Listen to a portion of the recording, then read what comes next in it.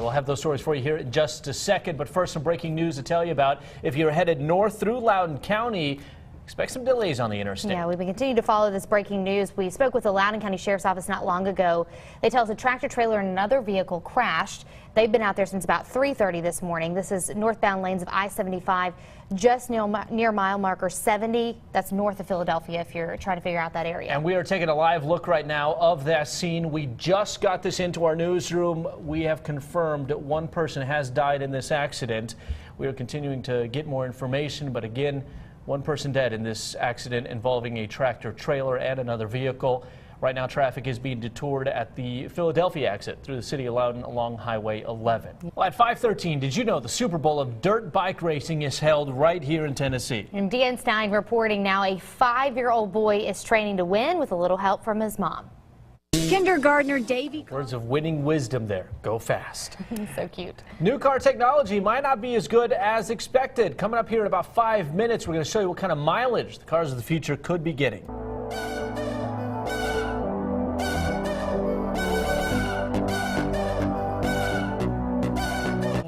Last time. Talking about this song. Yeah, it's a good one.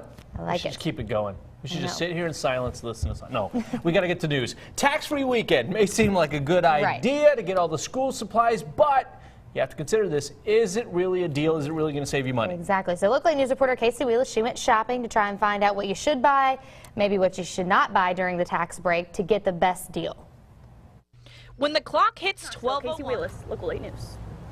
Interesting. Yeah. So if you're going to go, you got to get the big stuff. Exactly. I even talked to a guy over at the Microsoft kiosk in the mall, and he said for them it's big because of the laptops, and you can only go up to, like, I think it's $1,500 before you get the tax-free savings. So a lot of the college students will get something right below that We amount. have a list of what you can, what you can't buy, what's included in that on localynow.com.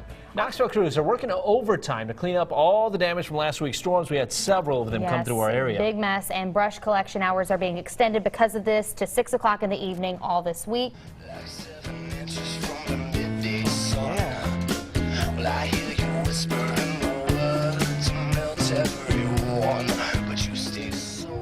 Love it. Marco says, oh yeah. Yeah, a little Rob Thomas, Carlos Santana. Woo. Yeah. Oh, we could keep this going. This is entertaining, right? Man. Well, tax-free weekend, we know, is coming up a bit earlier this year, July 29th. And a lot of parents, they want to get out. They want to save some money because you got to, especially if you have more than one kid, you got to buy like an entire library of school supplies. Local 8 News reporter Casey Wheelis, she went out to find out if it really is the best time to buy that weekend. And we're taking a live look right now. As you can see, we just had a THP officer tell our photographer on the scene that the left lane northbound on 75 is back open. Southbound lanes should be running smoothly as well. In other news, should our local law enforcement have access to military-grade equipment? In light of all the recent attacks on police, Sheriff J.J. Jones saying that President Obama made a bad move ending a program that gave the equipment to local departments on Monday. And as Local 8 News reporter Kyle Warkey reports, not everyone's convinced that military-grade equipment is the way to solve matters. The Sevierville Police Department back here at home asking for the public's help this morning in identifying 2 people accused of robbery. Take a look at your screen here.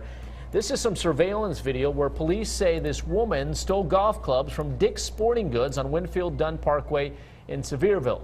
She can be seen leaving the store with the clubs, then later got into a red Mazda 3 that was driven by a man. So if you happen to recognize her or know anything about this, please call the police down in Sevierville. Well, I'm Pete Michaels, Pilot's Pilot, Marco and Aaron. Good morning.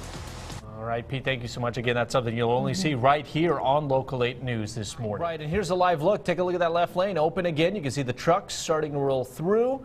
Traffic is being detoured for some, or it was earlier at the Philadelphia exit through the city of Loudoun along Highway 11, but THP says again that left lane is back open, and that's going to ease some of the congestion there. On the right-hand side, though, you can see of the screen, you can see what's causing the problem. Yeah. What I hear somebody once say, after a certain point, hot is hot. I don't care what the numbers up there say. And I can always tell it's hot because I keep a pitcher of sweet tea in the fridge, and it was gone probably an hour after my husband got home. Yeah, that's the sign of the heat there. 6:45, a late-breaking controversy emerging from the Republican National Convention yesterday. It seems that at least one passage in Melania Trump's RNC speech bears an unmistakable resemblance to First Lady Michelle Obama's convention speech back in 2008. Got everybody talking this morning. In fact, there's a side-by-side comparison showing that parts of the two speeches are nearly identical.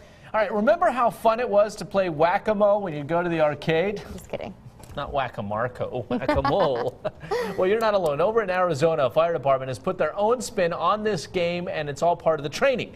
Take a look at this video here. Instead of popping out of the ground, these firefighters are popping out from behind a window of a 3-story building.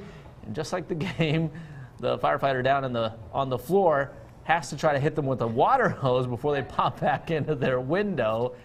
Cranking it up. All right. Well, it is day 2 of the Republican National Convention, heating up much like the weather down here. Likely to be filled with more drama and surprises than the first day. Always. But before the convention could even begin, late show host Stephen Colbert left his mark on Cleveland by rushing the stage.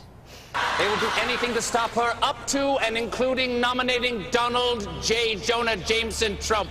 Oh, you loved the Hunger Games similarity. Yeah, it was the Hunger Games reference Yes. that got me that parody alone. But the Hungry for Power Games is what he called it. That's hysterical. All right. Well, hey, we're going to continue all that coverage and a lot more. In 25 minutes, we're going to check in with Pete Michaels. Here's a live look from him, our eye in the sky.